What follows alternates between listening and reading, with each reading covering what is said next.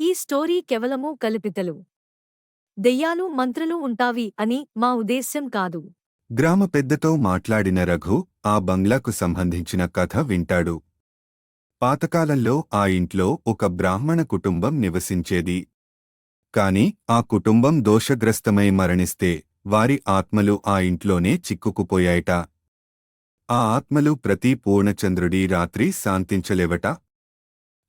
ఒక స్నేహితుడు ఆత్మల ప్రభావంలో ఏమాత్రం సహాయం చేయలేని స్థితిలోకి చేరిపోతాడు. ఆ సమయంలో రఘు ఆ పరిసరాలను పరిశీలించి మరిన్ని క్లూస్ వెతుకుతాడు. పాత నేలవైద్యపు మార్కులు, రక్తపు చిహ్నా, బంగ్లా లోపల బంధించబడిన మరొక ఆత్మ రఘును హెచ్చరించడం.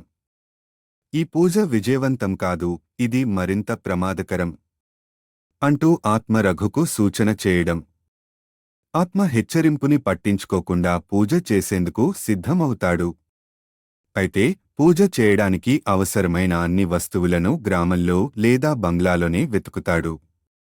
పూజ ప్రారంభించిన సమయంలో చీకటి ఇంకా పెరుగుతుంది. పూజలో మొదటి భాగం విజయవంతం అవుతుంది.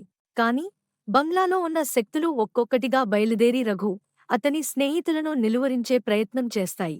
చుట్టూ వస్తువులు విరగడం, గదులు కదలడం, అద్దాల్లో ముఖాలు కనిపించడం మొదలవుతుంది.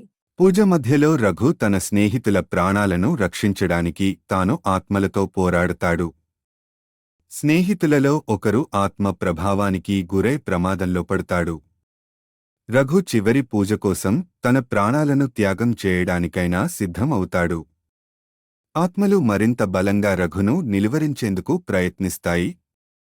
ఆత్మలతో రఘు తలపడి చివరికి ప్రధాన ఆత్మ శాంతించేందుకు కారణమయ్యే అంతిమ రహస్యం తెలుసుకుంటాడు.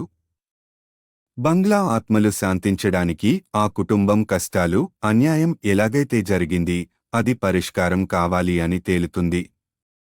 పూజ ముగించగానే ఆత్మలు ఆరిపోయినట్లు కనిపిస్తాయి. బంగ్లా వాతావరణం ప్రశాంతంగా మారుతుంది. కాని చివరి క్షణంలో ఓ అద్దం పగిలి మళ్లీ కొత్త మలుపు తెచ్చేలా కనిపిస్తుంది.